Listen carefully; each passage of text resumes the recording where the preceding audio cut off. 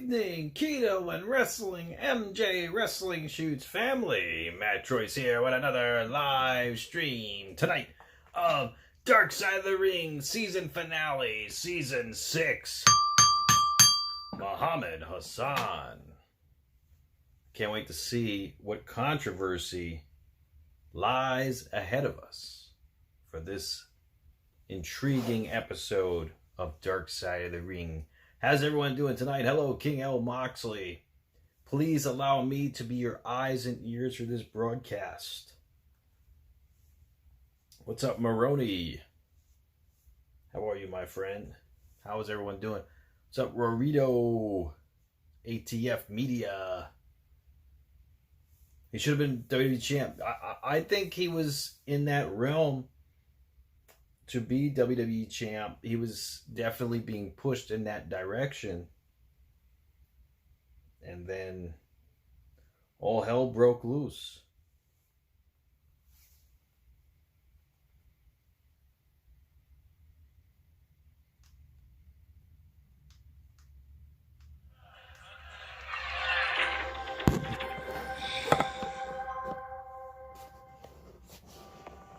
Here we go.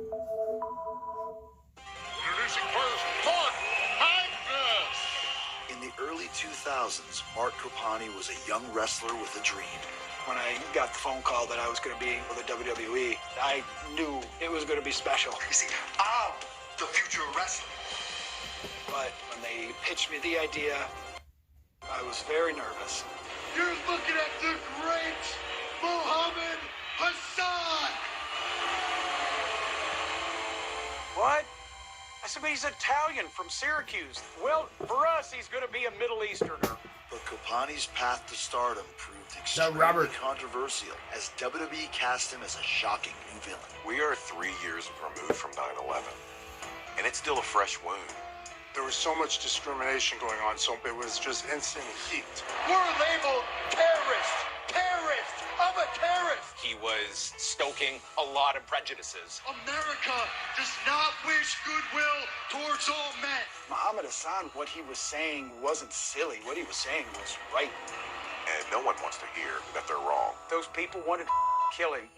But it takes on an entirely different level once the London bombing occurs. It's a series of terrorist attacks in the capital this morning. That's when things started to go downhill. It was a ride straight to the top that ended in sudden disaster. So The Garrett, character started to become more radicalized. And suddenly he had a crew of terrorist henchmen. That's what blew everything up. They underestimated the amount of scrutiny it was going to receive. The network was saying, we're not going to air SmackDown if this character is not written off. Instead of this being a footnote in his career, it became the last chapter. Everything that I had worked for was just gone. It was that quick. The rise, the fall, and then the rebirth. it's terrible.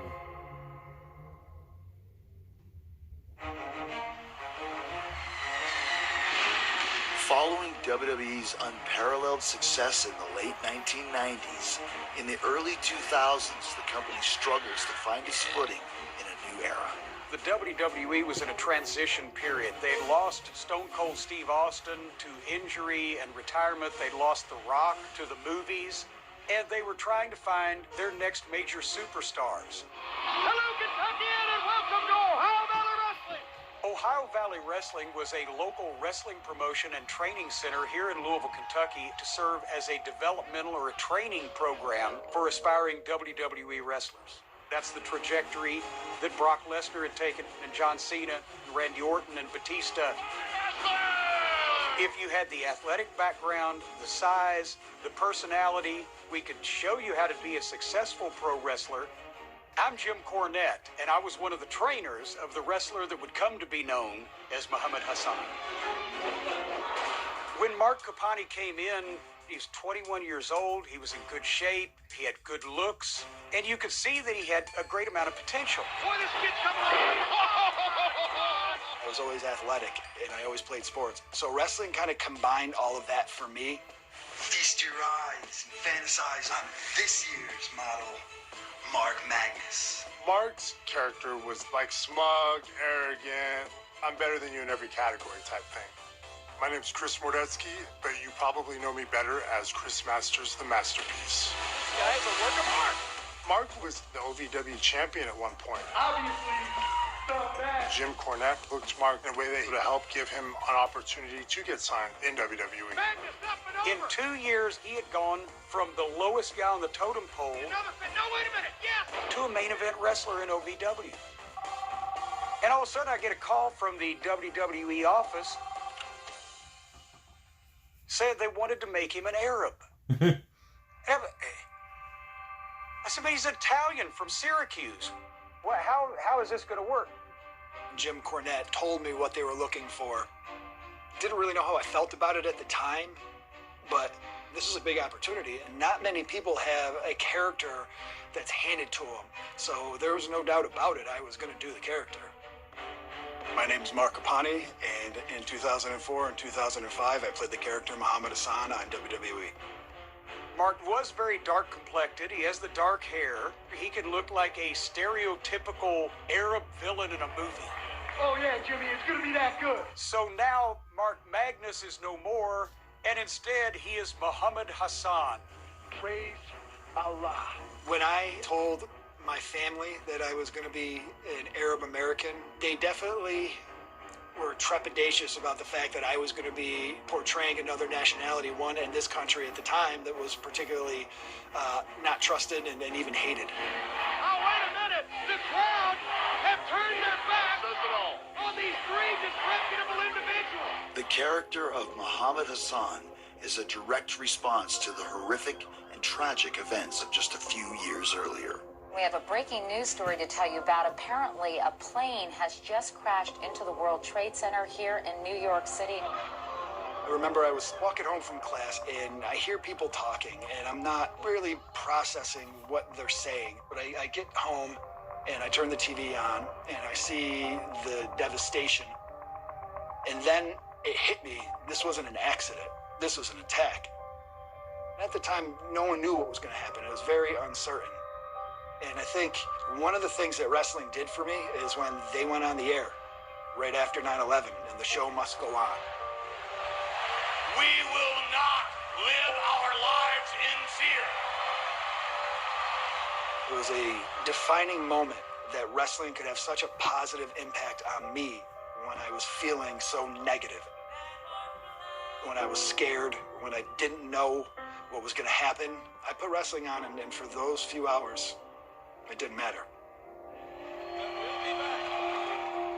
The WWE was really rallying behind this patriotism, and that would embed the country coming out of 9/11, and it inevitably was going to seep into its programming.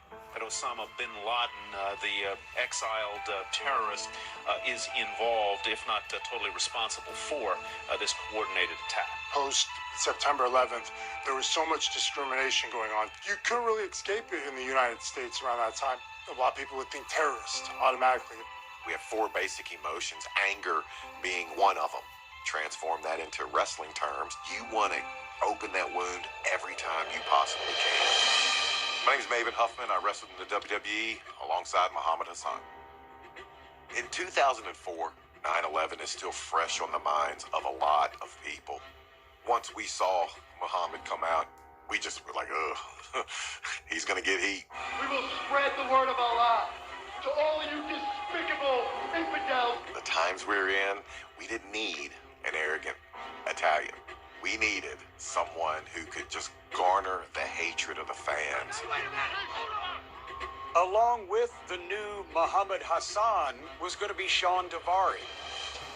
Sean Davari is an independent wrestler that came out of Chicago and was someone that was assigned to be the second to Muhammad Hassan and was able to speak Farsi.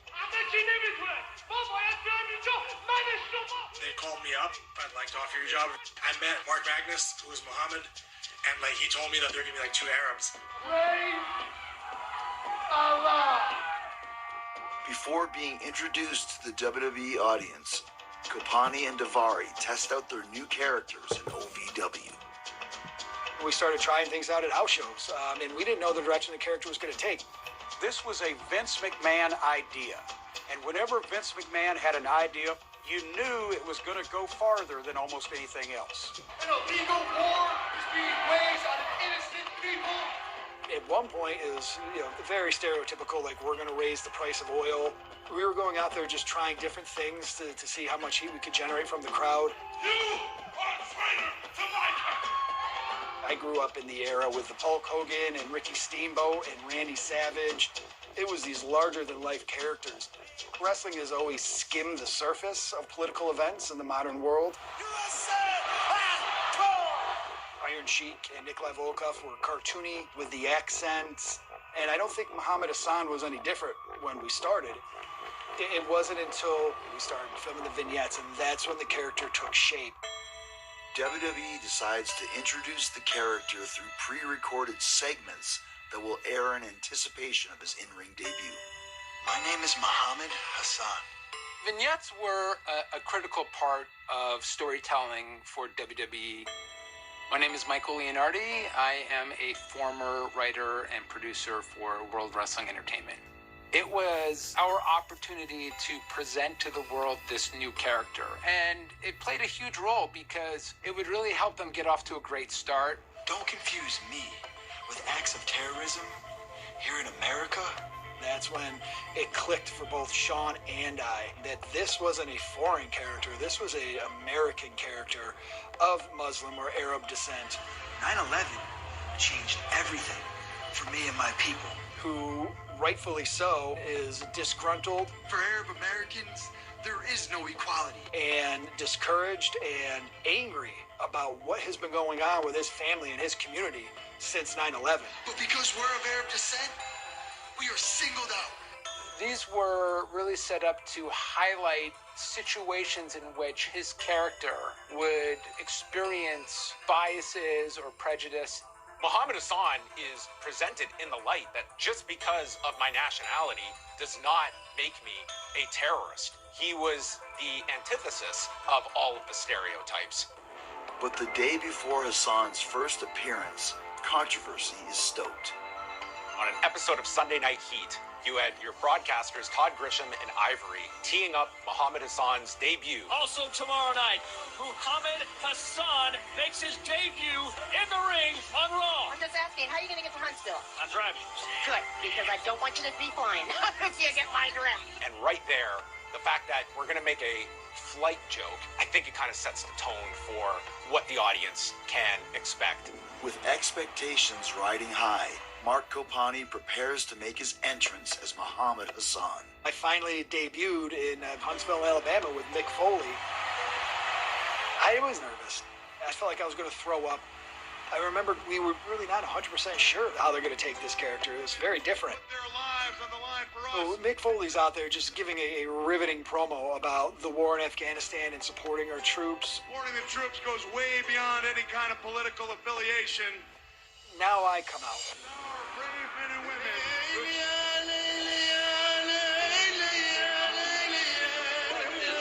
And as soon as that music hits and as soon as you step through that curtain, it's go time and it's business.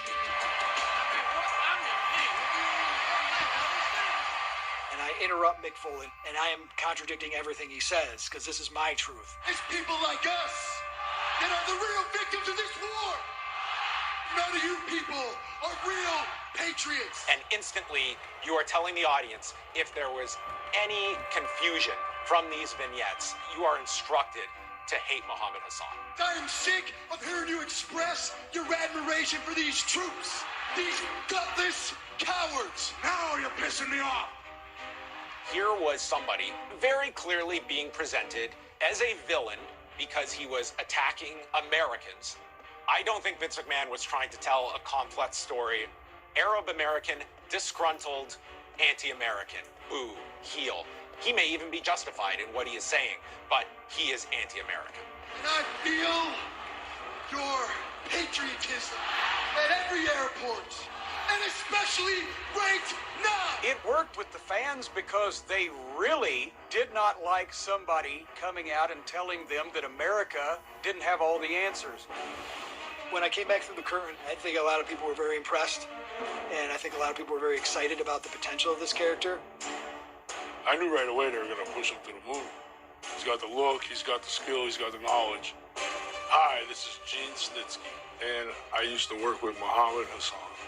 I can't remember anybody getting that much heat since the Iron Sheik. The animosity of people. Like, they literally wanted to grab him and beat him. It's crazy. Over a wrestling character. He just had that aura about him to where people just didn't only hate him, they wanted to kill him. Jeez. This episode's getting real juicy here tonight. How's everyone doing tonight? We're on commercial break. We got Jeff in the house. I'm doing good, Jeff. How you doing? How you feeling? Rapper, what's up, gamer guy?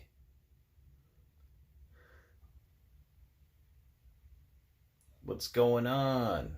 What's up, Mike Hopper? Party Boy Nelly, how you guys doing? Rorito, what's going on? Yeah, Memorial Day was great. How was yours, man? Yeah, I didn't live stream yesterday. I was just with the fam having a good time. Yep, getting some good barbecue. It was great. How you doing, Nathan, on TikTok? Steffi Vacourt, that's right, Moxley. Yeah, she's dominating. She's nice. Oh, thank you, Moxley. BJ Penn, why, Rory? Why is BJ Penn arrested? That's crazy. And Moxley, hey, I would love for Vince to buy back WWE. Because TKO, they're just money hungry and greedy. The regular family can't afford to go to wrestling anymore. WWE anymore, rather. I mean, it's a shame. You got to be bowling to even get the nosebleed section. Now, it's really a shame.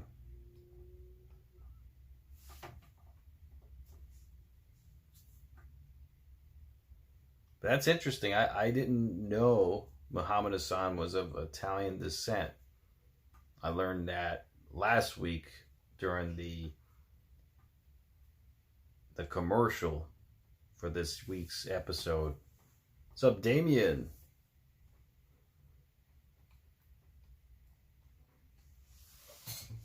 Yeah, exactly, Moxie. Vince grew up poor in a trailer park. That's why he's so generous with the ticket prices in his heydays. Yeah. Thanks for the follow. Thank you, Damien.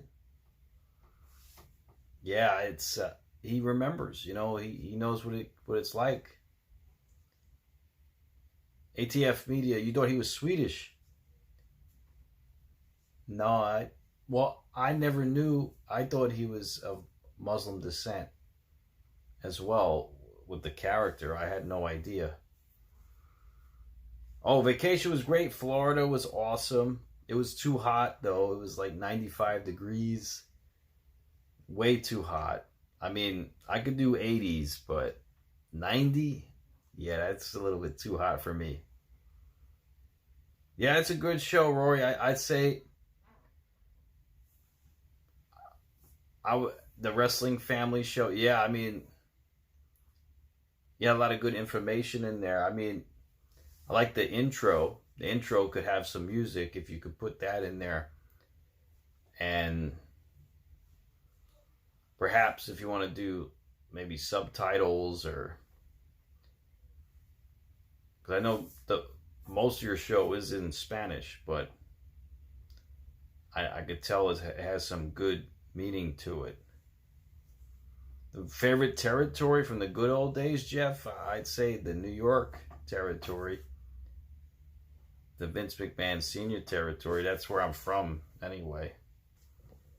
All right, we're back from commercial break. Of a troubled world and the hopes of an oppressed people now depend on you. I might, Moxley. I might stream it. Our nation was engulfed in a war in the Middle Daniel East. Berry. We're putting shows on in Iraq. WWE has returned We like to celebrate the holidays with each and every one of you. Patriotism is huge in every aspect of our lives. Add wrestling to it, it just amps up the volume tenfold. WWE has the balls to come to press Fillmore. So then when they heard this guy who might look like one of the terrorists going out basically saying, I had nothing to do with 9/11. I'm portrayed as the bad guy. Camus was nice, Albert. You don't really care what he's going to say. You people have no idea what it's like to be me. They booed because it was showing a mirror to the face of the American public and the hypocrisy and the prejudice. America has literally ganged up on me and our Arab American brothers. That had really been pushed forward against the Muslim people in this country at the time, and people don't like to be shown their own flaws. Deep down inside your hearts, every single one of you is prejudiced. Growing up, I was always raised to not judge people by the color of their skin. My father told me about some of the struggles that my grandfather had. Being an Italian American, it made me more aware and sympathetic to what Arab Americans were feeling at the time. These were people who had lived here, who had assimilated to this country. The same thing you see with the Japanese in World War II. It was completely unfair. It's disgraceful. And so when 9/11 happened, my concern was what's going to happen next. And that kind of became my catchphrase, since 9/11. Since 9/11? Since 9/11. Since 9/11. I was the good guy in my own story. I was the hero. I was the one fighting for the injustice of my people. But the irony of that is we were still a heel team. You know, Sean would distract the ref. Sean would slip a bell in. I know the business side of things. I knew if I wanted to be there, that's the card I had to play, and it worked. Though he reflects the politics of the early 2000s, the concept behind the character goes back to the earliest days of pro wrestling. There's such a history of the foreign heel that you can go back to Jack Adkisson as Fritz von Erich, evil German heel. Karl von Hess, who served in the U.S. Navy, that suddenly portraying a Nazi. Wow. One thing that was easy to do is tap into our tribalism as humans. It was a very easy, very kind of low-hanging fruit way to create a character that Americans could boo. But the company is playing with fire, and as history shows, not every attempt to bring politics into wrestling is enjoyed by the audience. The last time that Vince tried to do something like this, it backfired spectacularly. In 1991, the idea for WrestleMania was going to be Hulk Hogan, the American hero, defending the WWF and its championship from Sergeant Slaughter, the former G.I. Joe, the former American hero that had become an Iraqi sympathizer. Soon, Hulk Hogan, it's gonna be your burial. Vince McMahon believed they would sell out 100,000 seats, but a few weeks before the event, they had barely sold 10,000 tickets. Whoa. It bombed. Whoa. The problem was the Gulf War was ongoing right at that time, and the fans didn't want to see it. But in 2005, Kopani and WWE are committed to making sure that this time the storyline does work, with the company insisting he stay in character at all times, even in public. We always had to maintain not only the look of the character, but really the personalities of the character. So it got a little shady sometimes. He got to really experience what it was like being Arab American in the United States of America in 2004 and 2005. We experienced what a lot of people were experiencing in America at the time. When we would travel, Sean always got stopped because his last name's Davari, which is a Persian name. Kapani never got stopped. We were on an airplane, and the look on people's faces, the fear, people in the back of the plane that were calling their families to tell them that they love them in case anything happens. Wow. One time we were in San Francisco, and a young mother with her child takes her completely off the path that had plenty of space to walk clear around us.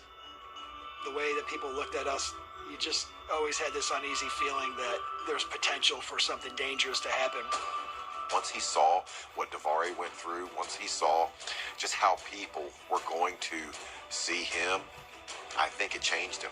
He was speaking from the heart from those promos. I'm just like each and every one of you. I was born right here in this country. It really made it easy to feel the injustice because these people didn't even know us. And the way that they looked at us and they judged us, well, when we got out into the ring, that was how everyone in America looked at us. There were a few times where things could have gotten real. We were in Australia with a bunch of the guys, Gene Snitsky, Chris Masters, and a group of young men who were Arab or Middle Eastern approached us. They knew who we were, and they knew the characters we were portraying, and they were very angry. They were saying to us, "You're not really Muslim, are you?" Like, they were ripping into us, and it became a heated exchange. Made me realize that there could be people that took offense to these characters. The fact that a non-Muslim was portraying that character. I remember thinking to myself, if something happens, we are so outnumbered here that it's either going to take hitting somebody with a chair for real or smashing a glass over somebody's. I'm thinking it's going to get rough. It de-escalated quickly because I'm surrounded by 6'10" giants. The irony is that those guys were right. In our minds, we're playing these characters, we're generating heat, we're finding success, but it was one of the first times I had second thoughts about, is this just a character? And that's when it became too real, and that's when the lines between wrestling and reality no longer existed.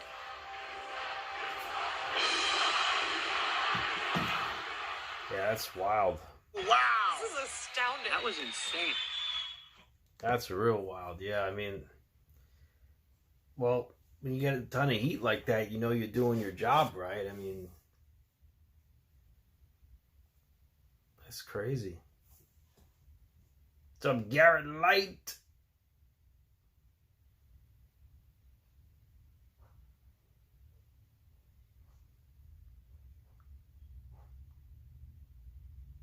That's good, Rory.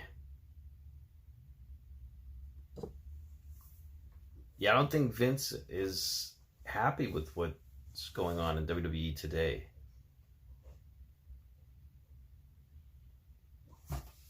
Jeff, marshmallow pizza party. I don't know about that. Well, you enjoy it. Sounds like you're going to have a great time. But yeah, what a character to portray, huh? I mean, can you imagine portraying such a character in that day, that era? I wonder what happened, why they had to pull the plug so fast in this character, because they were pushing this guy to the moon. You know, he was getting pushed like crazy. I remember he was wrestling Shawn Michaels. He was wrestling The Undertaker. I mean, he was getting pushed. He was becoming a top heel in the company.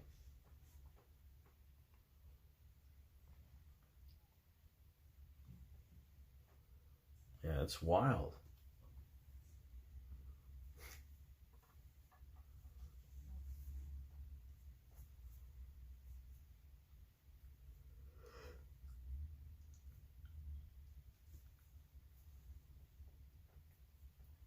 Kurt Hennig, Jeff.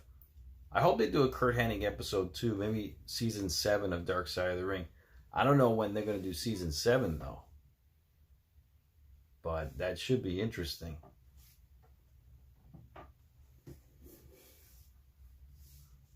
But this episode's pretty good thus far. I mean, it's very in-depth. A lot of information coming out about the character.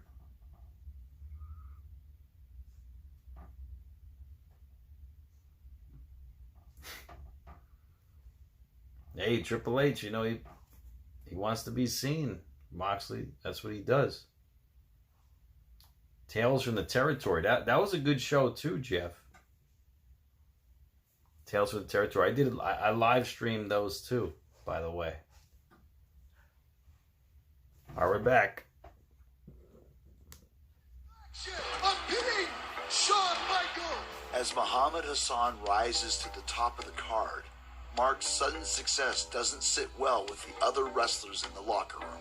That era of wrestling was definitely a tough era to be a new guy. There was a close, tight-knit group of veterans, and I remember walking in, and there's just locker room etiquette. You have to shake everybody's hand, and I was 24 years old, very green, and I really didn't know how to behave. Getting that push to the moon was always a bunch of the guys that felt like you were stealing their spot. You've had guys who have been on the roster who have been working their tails off for years and they're not getting pushed. There was a lot of jealous and resentment. Backslide.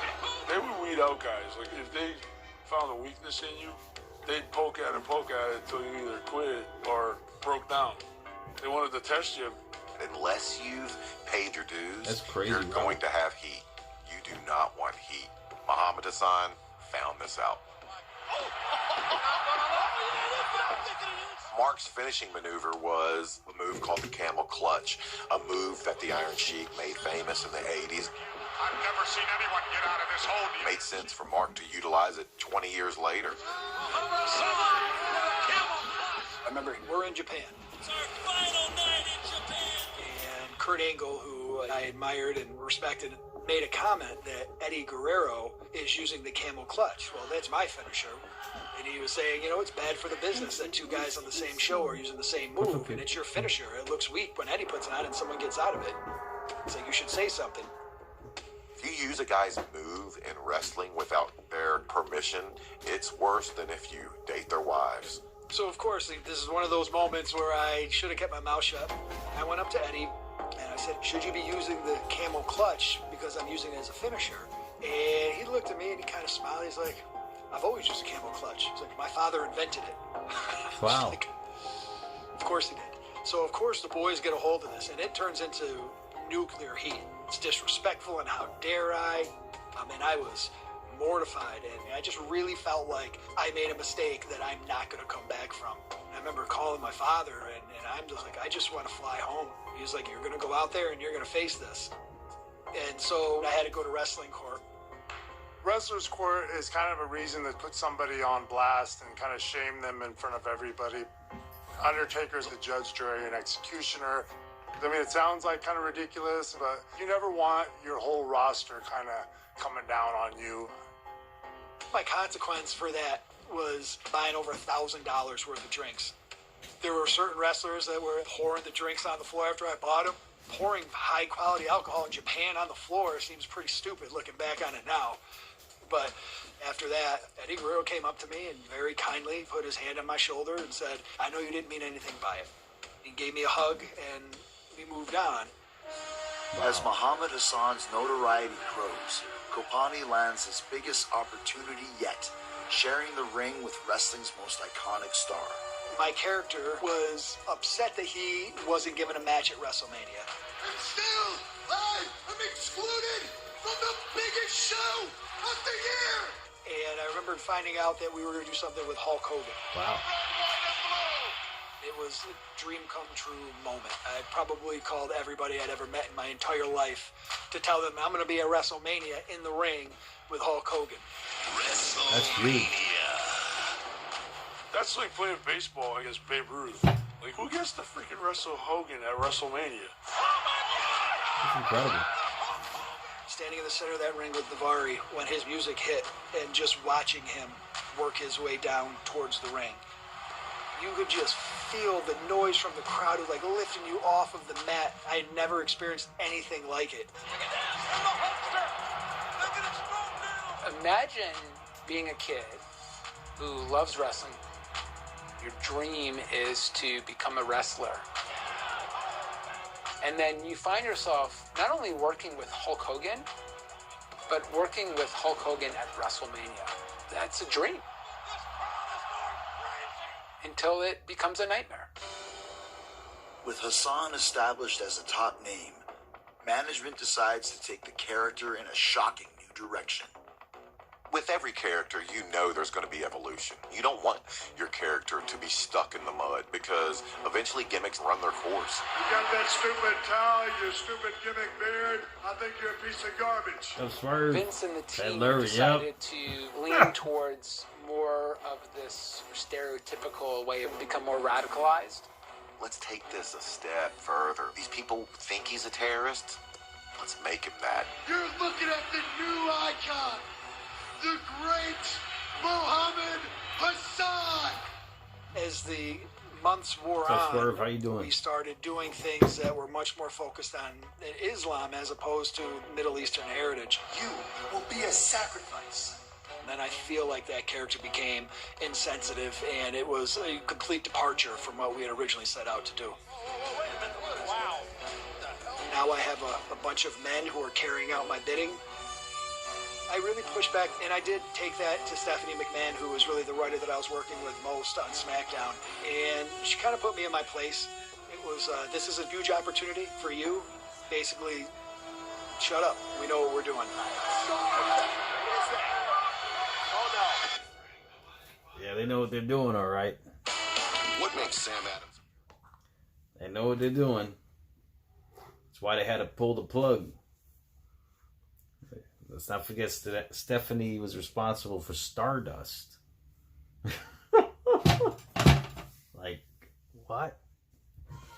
What was she smoking? Stardust?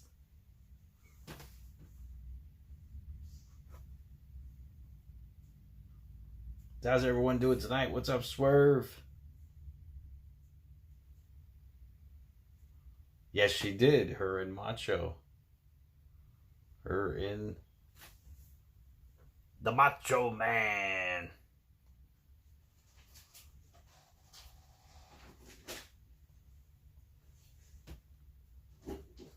Yep. Hey, that's wild, you know. Can you dig it?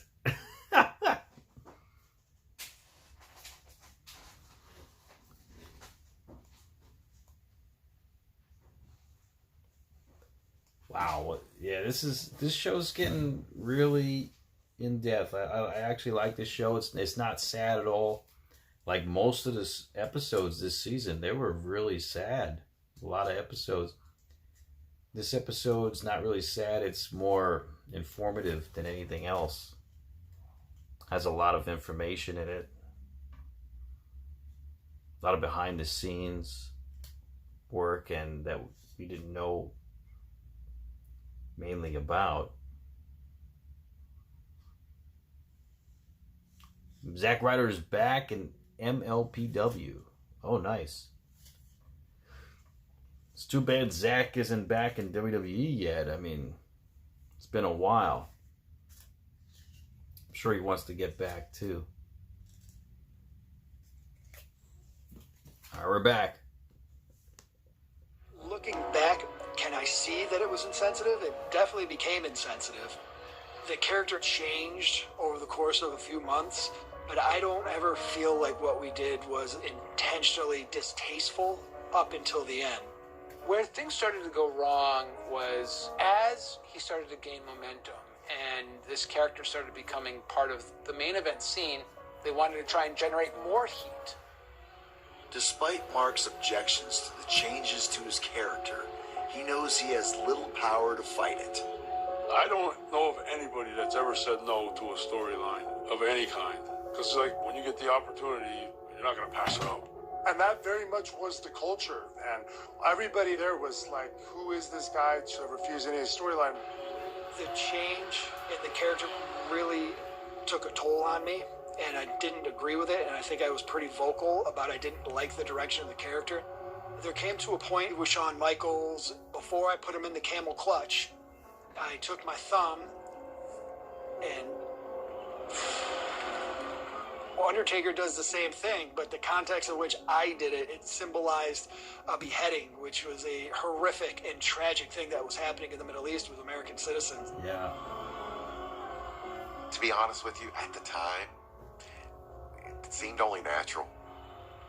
I never saw how his character developed and thought, wow, they should not go here at the time. Never, once.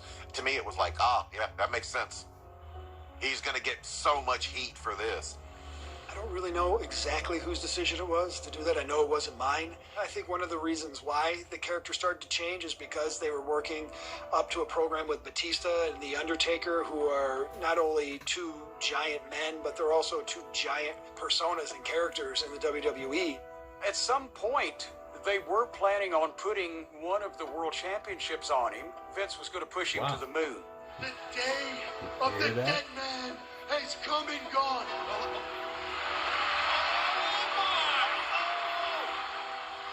The angle that we were working with The Undertaker was going to build to a #1 contenders match.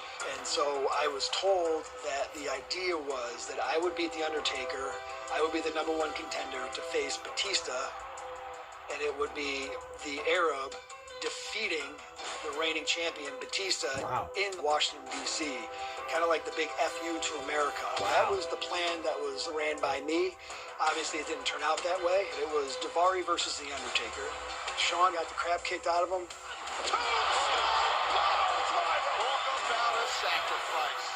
On the day the episode is set to broadcast, real-world tragedy strikes. People streaming out of the station covered in blood. This was a highly sophisticated, coordinated terrorist attack. The London terrorist bombing that occurred on July 7th that led to many, many casualties broke on a Thursday morning. So you have worldwide focus on this terrorist attack. And SmackDown was set to air later that night with this very controversial angle.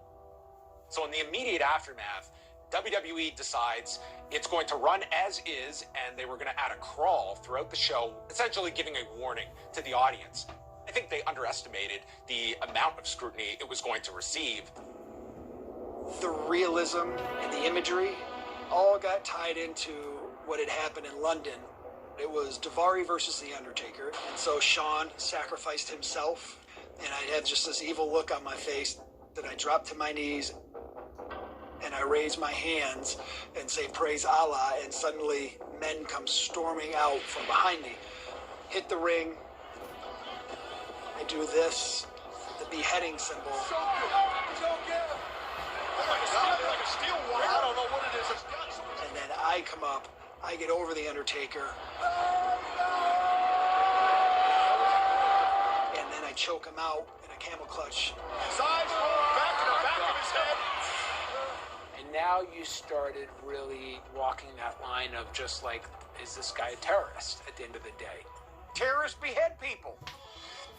And they had done it to a journalist, Daniel Pearl, a couple of years earlier. Also, 1 year prior, this American, Nick Byrne, had been kidnapped and then was beheaded on camera by 5 masked men, the same number that WWE incorporated for this angle. The masked men, they were almost like my soldiers, and I was the leader of this Islamic fundamentalist cult. And then Shawn ended up becoming our martyr. Look at this. They're holding him up for a sacrifice, like it's a martyr or something. He's given what had been recognized as a Islamic martyr's funeral, in the sense that the men in masks are carrying him overhead, sacrificing his life for me. That was really the scene that started that controversy. It was across the line. This was really happening at that moment to Americans and American allies. And people didn't want to see that kind of shit on their wrestling program. And so this set off a firestorm of backlash. UPN wanted nothing to do with this character in light of the controversy. We had heat with sponsors, with Arab groups. Everybody just said enough's enough. And it was framed in how insensitive the WWE is, using real-life tragic situations to tell a story. I didn't agree with what we were doing at that time. I felt like we needed to scale back. In this particular instance, I told my boss that I think this was the wrong way to go, and I didn't want to have anything to do with it. I was demoted. I was stripped of almost all my responsibilities, all because I spoke up and said that I think this was wrong. As an American, I thought it was wrong. And then what happened was pressure started to come down from the network. And eventually UPN put enough pressure on WWE, and they realized that they needed to kill the character altogether. This could indeed be Muhammad Hassan's last match. Wow. So now, The way I see it, the way I see it, Muhammad Hassan's character, his whole character, he ran so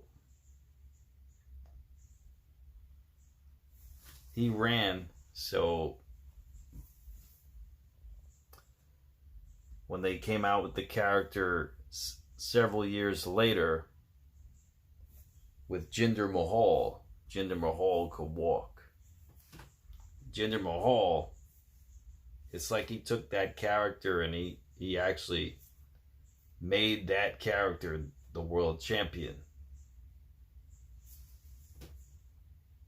It's basically what they were trying to do with Muhammad Hassan.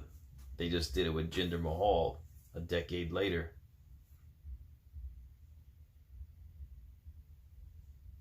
I remember RoboCop saving Sting in WCW. Azir. It was great. It was so tacky, but it worked. Don't hinder Jinder. That's right. The modern day Maharaja Moxley. That's right. Like I said, Muhammad Hassan ran so Jinder could walk. Yeah, I know, Gary. It's a shame they released Jinder. But, you know, he could come back. You never know. NXT, if I ever get time, Jeff, but it's very rare. I get off at a certain time on Tuesday to live stream it.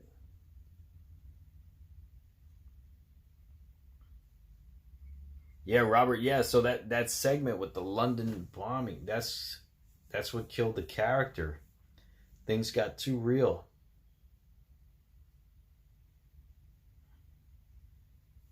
Yeah, Orton and Jinder feud was good. And I remember watching that feud live. I was like, I think Jinder's going to win. And he did. He did. I had a feeling Jinder was going to win. And he made history. The 50th WWE champion. I mean, that's unprecedented. He made history. His name will live on forever. As long as that company stays intact.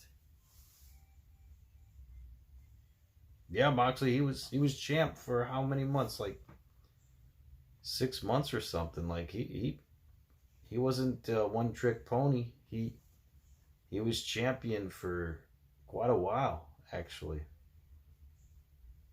He did good. 170 days. That's a long time. Yeah, it's like 6 months or so. Almost 6 months. Yeah, that's impressive. He came a long way from 3MB. I mean, to being a champion, WWE champion nonetheless. That's the main champion, not even world champion, the WWE champion. I mean, that's the main championship. That's the top championship.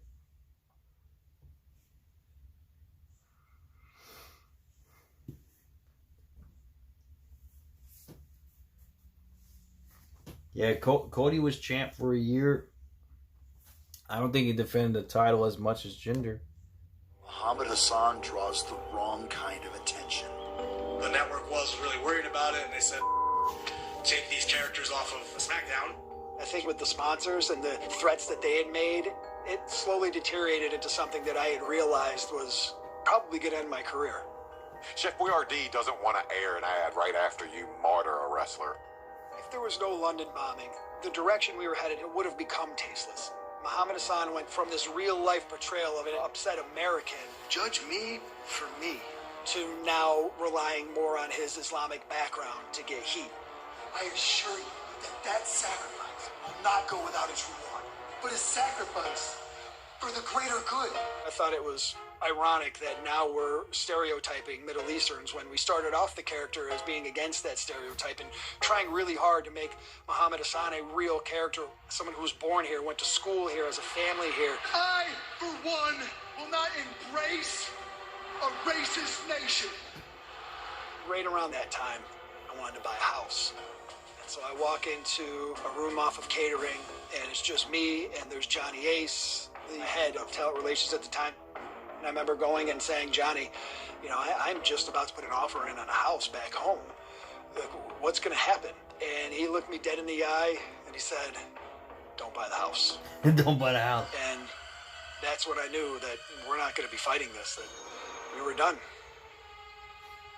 At least he was honest. With sponsors and the network pressuring the company to drop the character, Muhammad Hassan's fate is sealed. We weren't allowed to be on TV. We weren't allowed to be on SmackDown or Raw. The only thing we were allowed to do was a pay-per-view. My family was sitting in the front row in Buffalo, New York, where I went to school, where I first got the bug to want to be a wrestler. Everything kind of came full circle. And that was the last time I was going to be in a WWE ring. I mean, if anybody was going to take me out, having to be The Undertaker was an honor.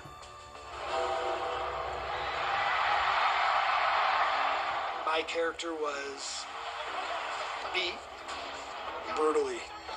Another big move by The Undertaker. And then I was powerbombed through the stage. This move called the Last Ride. And he launches me.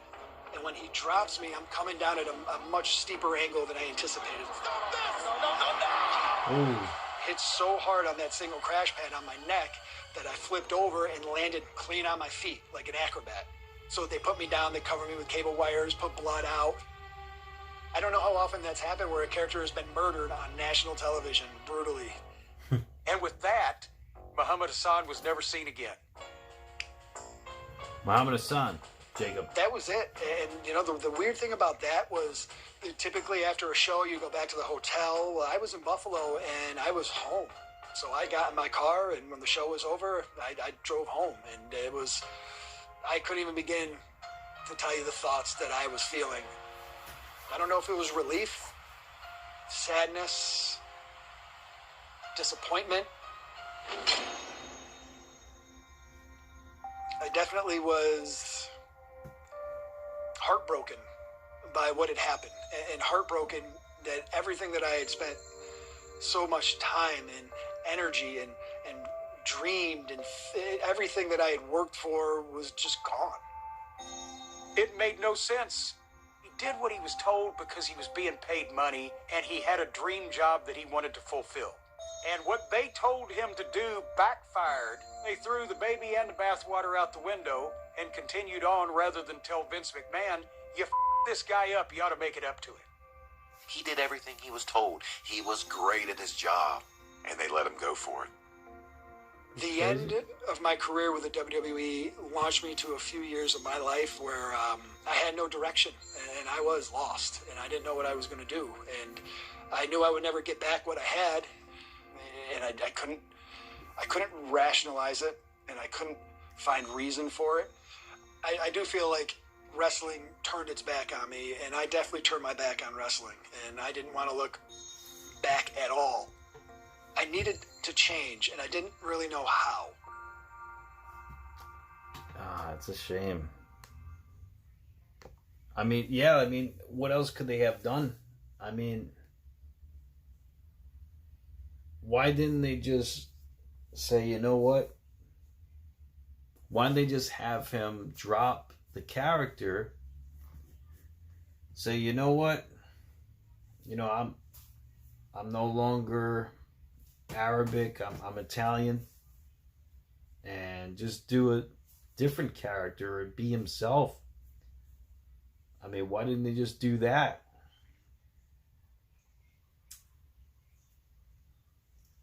Or put him under a mask or something. I mean, they could have done something with him. They just let him go like that. I mean, he was a good talent. He had a good look. He could talk on the mic. I mean, yeah, put a mask and call him Mr. America is here, right? Exactly. I mean, what? I don't get it.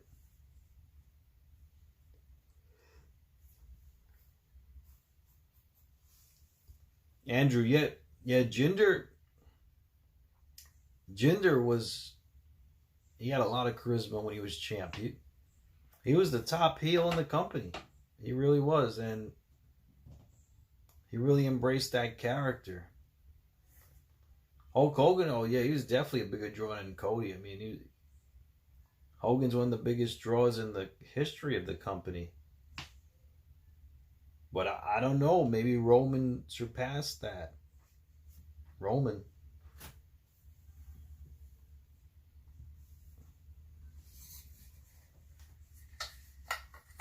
Imagine if Cody never beat Roman at WrestleMania 40. Roman would have surpassed Hulk Hogan's reign as champion.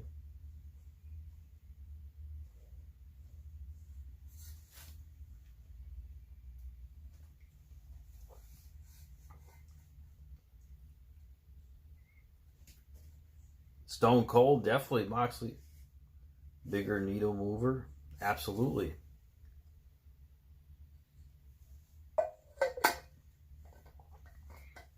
Ironically, Daivari is a producer in WWE today, and he wrestled for like 10 years following that incident. Robert, yeah, he was on. He was in the cruiserweight division for a while, too.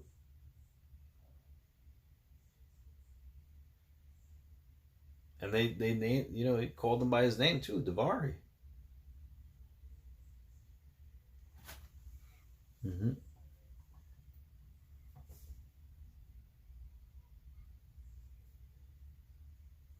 John Cena, definitely. Moxley. Living in Los Angeles, Mark Copani steps away from the world of wrestling. I was pretty secluded in LA. In the moment, it was survival mode. It was living day by day. It was a level of depression that I didn't recognize at the time. I don't want to say hopelessness, but just being lost. And nothing was really going my way.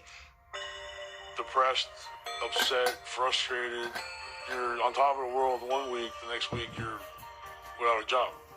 Once that tide of momentum turns against you, it's kind of hard to get it to swing the other way. The character came in so hot and had so much attention that nobody thought it was going to be believable to bring me back as anybody else. It's always like that one thing that sticks in people's mind. Oh, that's the terrorist guy. Sadly, just a waste of a talent, really, because he had so much potential to be like that big star. One of the defining moments for me with that is I had come home for the holidays, just a bit of a wreck. I was running low on money. And I remember being exhausted and just saying to myself, like, you need to get some sleep. And then the thought occurred to me, what if you don't wake up? What difference would it make? Like, what difference do you make? How many days have you wasted? How many days have you wasted? And kind of just confronted with the reality of where I was, not where I wanted to be. And that was the moment that I decided I needed to make a radical change in my life. And it was a few months later that I was going to college, working nights at UPS. And it was very humbling. And I found that fire, that work ethic, that dedication, that passion, and I focused it in another direction. I got my teaching certification, and I got my master's degree. I got a job teaching, then I became a principal. I didn't stop, and I haven't stopped since. So I don't waste days anymore. Good for him. It wasn't until later that I realized when I was avoiding the pain and the heartbreak that I had felt because of what had happened. With Muhammad Hassan behind him, Mark has had years to reflect on the experience of being one of wrestling's most controversial villains.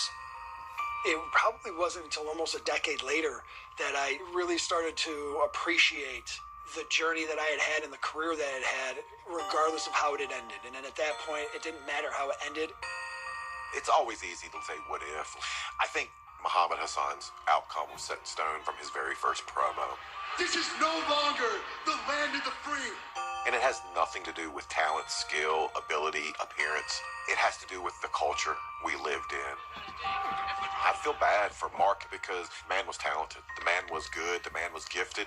I will fulfill my destiny as the first Arab American to be champion. I made the decisions to play that character, and I've had to live with it, so I don't have any ill feelings about it. I don't hold grudges. It's just the fact that I got to experience that, and I got to live that, and I had dreamed it for so long. To make that dream a reality, this is something that I am very proud of. But either way, that character was not long for TV. The world was changing around us, and eventually the world looked like it does today, where that type of stereotypical, insensitive portrayal of any nationality in this country is frowned upon now, and it should be. Sean is an agent in the WWE now. Sean has a great mind for wrestling, and he just gets the storytelling aspect of wrestling. I talk to Sean all the time, and he's doing very well, and I couldn't be prouder of him.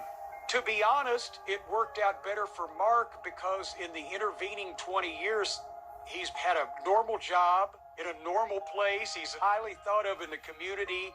He's probably been better off in the long run than all the crazy shit he would have gone through in 20 years in the wrestling business. So I'm happy for him. If I could go back and do it all again, I absolutely would do it. I'm the man I am today because of those experiences. Muhammad Hassan didn't define who I am.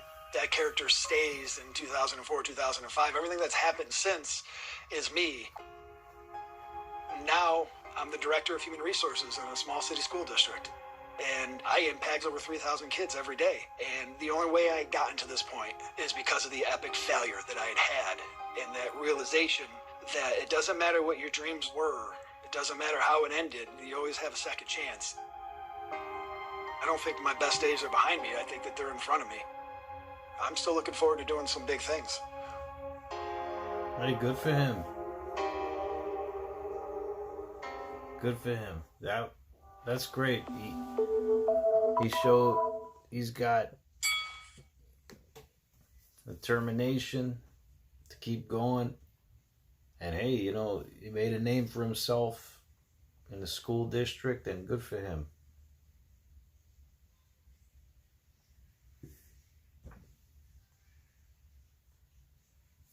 Yeah, Jinder Mahal, he had SmackDown ratings higher than Rhodes USA Network era. Yeah, I mean,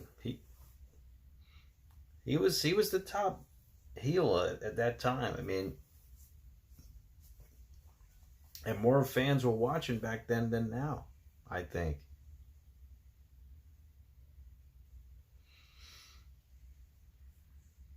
Okay, guys, so I want to thank you so much for joining me tonight. I hope you all be safe and be well, each and every one of you. It's so great to see you guys. And I'm going to catch you next time on the live stream, hopefully on Monday, next Monday.